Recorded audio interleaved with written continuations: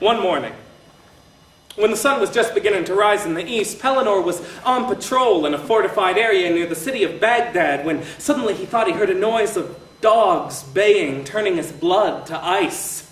And there the beast was, this questing beast, all horn and hair and scales, and when he saw it, it seemed to him that a crimson veil dropped before his eyes, and he knew nothing but a mad desire to pursue this creature and lay his own hands upon it. It froze, tilted its head back, and in a single voice 30 hounds released an unearthly howl that dropped him to his knees in terror. It reared and galloped away into the desert, and without a thought Pellinore scrambled to his feet and bolted after it, abandoning his post. It was like a snail chasing a bullet. But as he ran, something strange began to happen. It was as though the air in front of the beast began to thicken, to moisten and thicken, until the beast wasn't bolting so much as swimming through the thick air, and though its paws pounded the sand furiously, it could never quite escape his sight. But for all his youth and madness, Pellinore was mortal, and the beast faded into the distance until he could see nothing but the plume of dust it kicked up in its wake. And soon that vanished as well. He dropped to the ground, panting like a dog, the sand scorching his hands and sweat pouring from his brow. He looked up and realized that he was lost alone in a land of sand and thorns, and he was thirsting even unto death.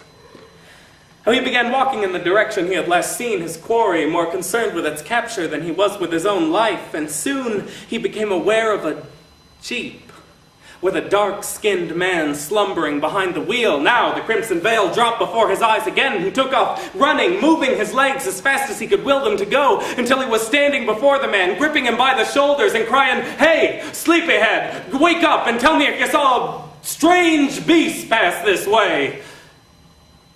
"I saw one," the man replied. "It's about 2 miles past now at the rate it was going. What's your business with it?" "Sir, I followed that beast long time, and I wish to God I had this jeep to keep on. I've been following it for 12 months now, and either I'll achieve him or bleed the best blood of my body." "Stand down, soldier," said the man mildly. "Leave your pursuit and let me have it. I'll follow it for another 12 months. "Oh, you damn fool," panted Pellinore. Your desire's pointless, you understand? No one is gonna catch that thing except me. Me or my children." The man didn't reply at once, didn't seem to be aware of Pellinore at all. In fact, he just looked off into the distance, though Pellinore still gripped him by the shoulders, shaking and panting, hanging onto him for support now as much as for anything else. And at last, the man spoke. "I just had a dream here. You know what I was dreaming about?" Pellinore was too exhausted to reply. "I dreamed a marvelous dream, one that filled me with dread. This was my dream. I was back home in Illinois. I opened the front door and saw that my old neighborhood, the one that I grew up in, that was familiar to me down to the last crack in the sidewalk, it was overrun by creatures. I saw great spotted cats with cleft skulls that walked on 2 legs like men. I saw bearded serpents with rounded snouts, and when they opened their jaws, the heads of soldiers I had known, emerged, wailing from their throats. Above all, I saw massive and terrible horned eagles clutching glowing serpents in their claws.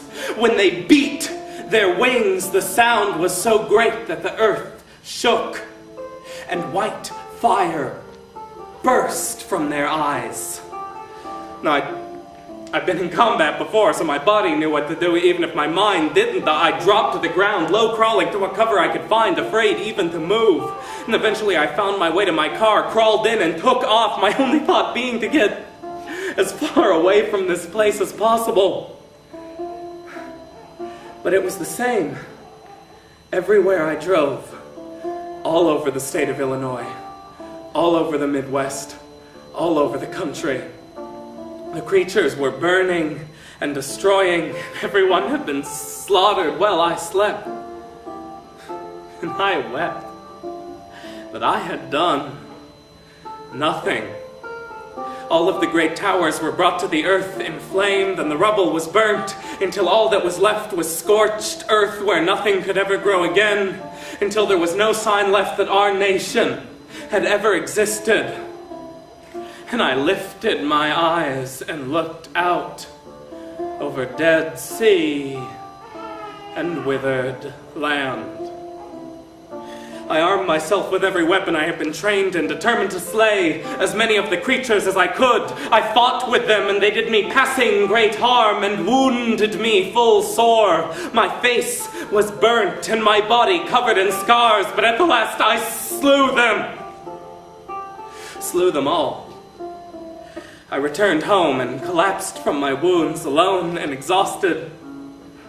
The last sound I recall hearing before I awoke was that of the telephone ringing.